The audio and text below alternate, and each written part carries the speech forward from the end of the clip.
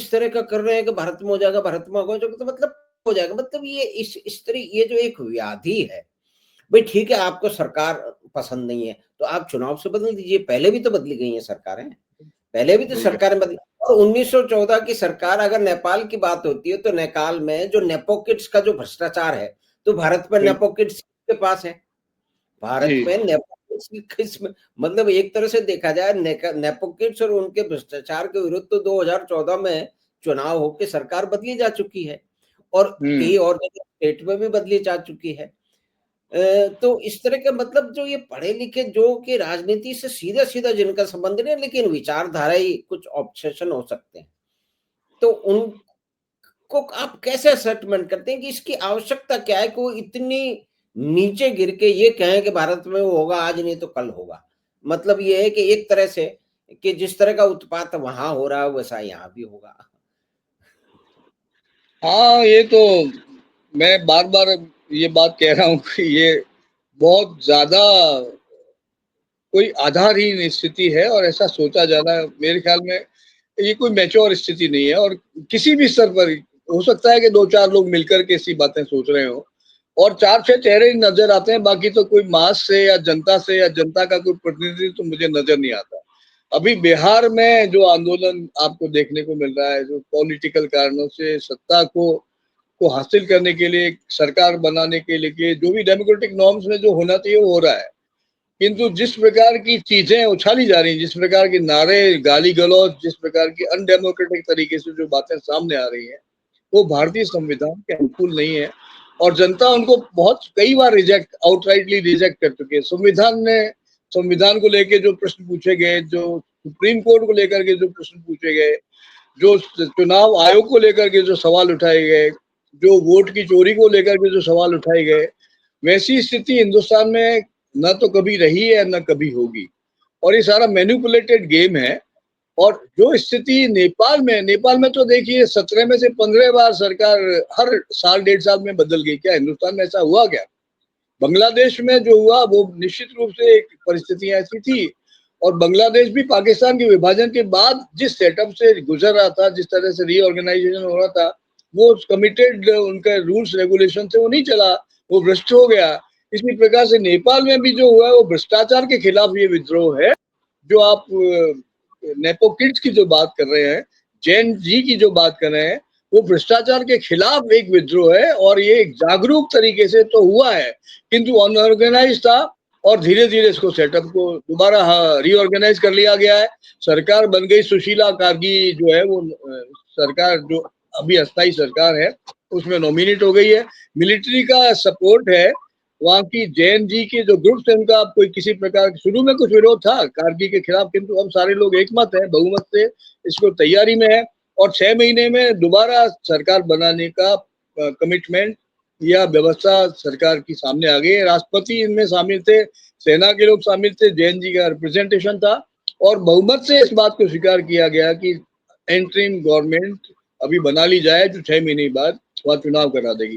भारत में न तो कोई एंट्रीम गवर्नमेंट की परिस्थितियां है, न किसी प्रकार से विपक्ष का कहीं किसी तरह का बहुमत है। अभी रिसेंटली उपराष्ट्रपति चुनाव में भी जो चीजें सामने आई, उससे भी बहुत ये बात बहुत साफ हो गई कि पूर्ण बहुमत के साथ, एक कॉन्फिडेंस के साथ वर्तमान जो सरकार है वो अपना काम कर रही है। और भारतवर्ष में बहुत पूरे विश्व स्तर पर, मैं तो मानता हूँ केवल हिंदुस्तान की बात नहीं है, आज फ्रांस में जो हो रहा है वो भारत में कभी नहीं हो सकता। विश्व स्तर पर जो कुछ भी हुआ है आज अरब कंट्रीज में, इजराइल के साथ में, रशिया के साथ में, यूक्रेन के साथ में जो स्थिति, वो भारत में परिस्थितियां बनी नहीं, बल्कि भारत ने तो उनको लगने ही नहीं दिया। यानी बॉर्डर तक भी नहीं आने दिया। इतना सिक्योर तरीके से सरकार चल रही है, इस तरह से सिस्टमेटिक तरीके से सरकार चल रही है। और कानून कायदे के साथ में, पूरा कॉन्फिडेंस के साथ में सरकार अपना काम कर रही है। कहीं मुझे तो नजर नहीं आता। ये बाल सुलभ एक जिज्ञासा हो सकती है, या एक छोटी सी बात सोची जा सकती है कि but this is not going to work any movement. इसका कोई अर्थ नहीं है। ये अर्थहीन एक तरह की एक पहेली है, जिसका जवाब वो खुद जानते हैं कि 2-3 महीने में सब कुछ निपट जाने वाला है, कुछ होने वाला है। एक ये भी बात है भाई साहब कि जहाँ पे जो भी राजाशाही के जाने के बाद में, और ये भी हम जानते हैं कि भारत की कम्युनिस्ट पार्टी ने, भारत की सरकारों ने भी राजाशाही को वहाँ से मतलब सत्ता से हटाने में एक प्रमुख कर की भूमिका जो है वो निभाई। और उसके बाद के अंदर जो भी परिस्थितियाँ बनी, तो जो भी इलेक्शन हुए, इतनी 17 बार जो सरकारें बनी, और दूसरी बात है कि उन्होंने इंफ्रास्ट्रक्चर और वहाँ पे मैन्युफैक्चरिंग नहीं, मतलब उनका 70 60 से 70% जो पूरी उनकी आय है वो रेमिटेंस से आती है, जो बाहर से भेजते हैं, तो एक विशेष परिस्थिति है। बांग्लादेश में वैसी नहीं है, बांग्लादेश में मुख्य लोग से प्रॉब्लम दूसरी वाली है, इसी तरह से लंका में है। तो हुँ। जो एक लंबे समय से चल रहा था राजतंत्र वहाँ पे, कम से कम उनको सेरेमोनियल रोल वो चाहते थे इंग्लैंड की तरह से, लेकिन देखिए वामपंथी तो वामपंथी हैं, वो जब सत्ता छीनते हैं, पूरी छीनते हैं। और उनके यहाँ तो जो है ना वो पावर गोली से निकलती है, हाँ, बंदूक की गोली से निकलती है। बैलेट से तो निकलती है। उन्होंने सेरेमोनियल रोल भी नहीं रखा। और सबसे बड़ी बात भारत के वामपंथियों की ये भी होगी कि एक हिंदू कम किंगडम बचे नहीं, और हुँ। उसमें भारत की सरकारों का भी निश्चय ही उसमें साथ रहा है। ये आप बहुत बड़ी और बहुत महत्वपूर्ण बात कह रहे हो और ये बात निश्चित रूप से सत्य है कि हुँ, पूरे ग्लोबली इन केस से हम देखें तो नेपाल अकेला एक राष्ट्र है ग्लोबली स्पीकिंग, जो एक हिंदू राष्ट्र है जिसने ना मुसलमानों के उसका अतिक्रमण का आक्रमणों को झेला और स्टेबल रहा, हिंदू राज्य स्वराज वहाँ बना रहा। अंग्रेजों को भी इन्होंने किसी प्रकार से उनको आने नहीं दिया और एक नेपाल इंडिपेंडेंट राजशाही स्टेट बना रहा। और उस राजशाही स्टेट के बने रहने के पीछे कारण ये था कि वो भारतीय जीवन मूल्यों से जुड़ा हुआ था, क्योंकि उसके पहले नेपाल की जो व्यवस्था थी या जो संस्कृति थी या जो समाज था, वो पूर्ण रूप से भारतीय जीवन मूल्यों से धर्म पर टिकी हुई एक आस्था थी और उसको नेपाली अभी भी मानते हैं। तो ऐसी कोई स्थिति नहीं है। नेपाल में न तो किसी प्रकार की असांस्कृतिक स्थिति है, न कोई धार्मिक विरोध है, न कहीं किसी प्रकार की कोई बात है। किंतु निश्चित रूप से ये बात ज़रूर है कि डेमोक्रेसी आज की सबसे बड़ी ज़रूरत है सभी देशों के लिए। भारतवर्ष में वर्षों तक राजशाही रही है, किंतु जब आज़ादी जब मिली तो सारे नेपाली नरेशों ने ही इसको स्वीकार कर लिया, कहीं विरोध नहीं हुआ। और सरदार सरदार पटेल की स्ट्रेटेजी ने सारी चीजें अनुकूल कर दी, देश की परिस्थितियां अनुकूल बन गई और भारत उन रास्तों पर चल निकला जिन रास्तों को हमने स्वीकार कर लिया as a democratic country. Nepal में ऐसा 3-4 बार हुआ, किंतु नेपाल में चूंकि साम्यवादी एक नया ब्लॉक स्ट्रांगली बन गया और जिसने राजशाही के खिलाफ काम किया। अभी भी साम्यवाद की जड़ें वहां पर है, मार्क्सवादी लेनिनवादी माओइस्ट लोग वहां सक्रिय हैं, साम्यवाद सक्रिय है, डेमोक्रेसी की भी वहां संभावनाएं बन रही हैं, राजशाही की भी संभावनाएं जो विकल्प के रूप में पुनः चुने जाने की संभावनाएं बन रही हैं। मुझे लगता है नेपाल अभी वर्तमान जो सरकार है वो उसके सामने कुछ चुनौतियां, पहली बात तो जो भ्रष्टाचार रहा है उनके खिलाफ ये इसकी जांच करेंगे और सुप्रीम कोर्ट की न्यायाधीश जो रिटायर्ड है वो इसके लिए आ चुकी है। दूसरा, इसमें जो बुलेट से जिन लोगों को मारा गया उनके खिलाफ में भी पूरी पूरी जांच होगी और नेपाल इन सारी चीजों को लेकर के आगे बढ़ेगा। और निश्चित रूप से तब तक नई सरकार 6 महीने बाद नई सरकार की या नई चुनाव की घोषणा हो जाएगी और नेपाल अपनी रास्ते पर चल निकलेगा। तो भाई साहब इसमें ये भी एक एक सिस्टम की तरफ से जो एक ऑर्गेनाइज सिस्टम है, जो कि अनुभव है प्रशासन का और कानून का जो अनुभव है। आप देखिए कंट्राडिक्शन देखिए कि संसद को आपने जला दिया, लेकिन संसद के बिना आपका काम नहीं चलेगा। आपने सुप्रीम कोर्ट को जला दिया, लेकिन सुप्रीम कोर्ट की पूर्व न्यायाधीश को ही अब सामने लाना पड़ रहा है। तो बिल्कुल। ये जो एक छोटे प्रदेश में, एक छोटे देश में, जहाँ जनसंख्या कम हो और वहाँ कुछ हजार लोग सड़क पे आके उत्पात मचा के इस तरह की कंडीशन पैदा कर देते हैं, लेकिन अल्टीमेटली तो स्टेबिलिटी तो सबको मालूम है कि कैसे आएगी। जो जैन जी, वैन जी जो भी कुछ है, और फिर सोशल मीडिया जिस तरह से ग्लोरीफाई करता है कुछ तरह के लोगों को, और ये बिल्कुल है कि कम से कम हंड्रेड्स ऑफ मिलियन डॉलर जो है वो वहाँ पे नेपाल में पंप किए गए हैं। कुछ लोगों को, रैपर लोगों को, भाई रैपर है ठीक है, लेकिन आप रैपर होकर के एडमिनिस्ट्रेशन कैसे समझेंगे? मैं जैन जी कोई ज़्यादा समझता है क्या? भई अनुभव अनुभव जगह की बात होगी कोई, ठीक है ये भ्रष्टाचार हो रहा है तो, लेकिन भ्रष्टाचार कौन कर रहे हैं? और दूसरी बात है, मेरी तो कभी समझ में नहीं आता कि कोई भी वामपंथी प्रजातांत्रिक व्यवस्था में अपना झूठा विश्वास कैसे दिखा सकता है, जब तक ये माने कि रक्त रंजित क्रांति से ही दुनिया बदलेगी और गरीबों को न्याय मिलेगा। दुनिया में कहीं तो मिला नहीं। खैर वो तो एक फंडामेंटल बात है। तो आप देखिए कि अंत में उनको फिर सुप्रीम कोर्ट जो जला दिया गया, लेकिन उसकी पूर्व न्यायाधीश के पास ही व्यवस्था बनाने के लिए आना पड़ा। तो इसको आप कैसे देखते हैं और आगे कैसे रहेगा वैसा? देखिए, अभी निश्चित रूप से जो वैकल्पिक व्यवस्था हुई है, हुँ। मेरी आवाज़ आ रही है आपके पास? यस सर, आ रही है सर।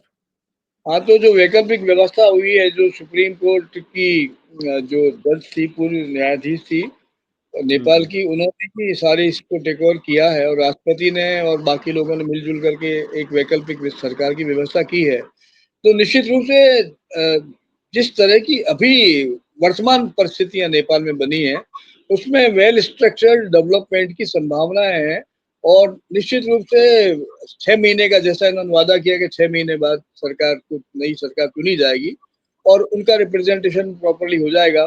दूसरी बड़ी बात यह है कि जो संसद है उसको विघटन करने की प्रक्रिया भी बहुत जरूरी, इसकी भी डिमांड है कि संसद को विघटन किया जाए और भ्रष्टाचार के खिलाफ मुहिम छेड़ी जाए और जिन लोगों के को गोली से 18, 20, 22 लोग मरे हैं उनके खिलाफ जांच की जाए। तो इसके लिए फिलहाल जो सुशीला गार्गी जो है वो कैपेबल पर्सन है, वेल एक्सपीरियंस पर्सन है। दूसरी बात उनकी भावभूमि भी डेमोक्रेटिक है, वो भारतवर्ष में प्रशिक्षित भी हुई है, पढ़ी लिखी भी है, उन्होंने बीएचयू से शिक्षा प्राप्त की है। कोई किसी प्रकार का प्रेजुडिस उनके सामने नहीं है, सिवाय इसके कि वो भारत की डेमोक्रेटिक सरकार, स्टेबल सरकार को पसंद करती हैं और इससे अपने आप में बातें तय हो रही हैं कि सब कुछ यदि सुविधाजनक तरीके से, सिस्टमेटिक तरीके से यदि कुछ काम किया जाएगा तो उसके परिणाम अच्छे ही निकलेंगे। जी I sir. Think this is the reality and this is the right perspective जिस पर हमें सोचना चाहिए। I have a cup of tea that by that time। तो इस बात को इसकी चर्चा करने के लिए और आगे की पूरी परिस्थितियों पे एक डालने के लिए, नज़र डालने के लिए, इसमें मदद करने के लिए आपका बहुत-बहुत धन्यवाद भाई साहब। तो आपसे फिर मिलेंगे। ये तो अभी डेवलपिंग सिचुएशन है और अन्य बातों पे, और फिर मैं उसको रिपीट कर रहा हूँ, बीकानेर की कहानियों पे भी हम लौटेंगे आपकी मदद से। तो जी, आपका बहुत धन्यवाद भाई साहब। और फिर लौटते हैं आपके पास के अंदर। नमस्कार। बात नमस्कार पति सर। के सभी लोगों को नमस्कार, धन्यवाद, थैंक यू। नमस्कार सर, धन्यवाद। तो हम बात कर रहे थे जाने-माने पत्रकार, लेखक, चिंतक श्री अशोक आत्रेय जी से, जो बता रहे थे, अपना पर्सपेक्टिव बता रहे थे कि नेपाल में जो भी परिस्थितियाँ हैं, उसकी पृष्ठभूमि में क्या रहा है, आज की क्या परिस्थिति है, आज जिस परिस्थिति में खड़े हैं और आगे वो देख रहे हैं कि सब चीज़ें सामान्य होनी ही चाहिए, क्योंकि उत्पातों से और सड़कों पे बहुत सारी चीज़ें नहीं होती हैं। ये बात सही है कि जो भयंकर किस्म का भ्रष्टाचार वहाँ हुआ, उसके कारण बहुत लोगों को और एक पॉलिटिकल अनस्टेबिलिटी का वातावरण और नौकरियों की कमी और इंडस्ट्रियल डेवलपमेंट की कमी, के नेपाल में जो भी आदमी पढ़ लिख जाता है उसको वहाँ से बाहर जाना पड़ता है। वहाँ की इकोनॉमी भी रेमिटेंस की इकोनॉमी है, तो इस पे निश्चय ही नई सरकार ध्यान देगी और एक बदली परिस्थिति में बेहतर नेपाल वहाँ के नागरिकों के लिए तो ठीक रहेगा और भारत से के साथ तो एक लंबा बहुत रिश्ता है, उसके लिए भी रहेगा। तो हमें आशा है कि ये बातचीत आपको पसंद आई होगी, तो आप चैनल बात 25 को सब्सक्राइब करें और लिंक अपने मित्रों और परिवार के साथ साझा करें। हम आपसे फिर मिलेंगे बात 25 की अगली बात में। धन्यवाद। नमस्कार।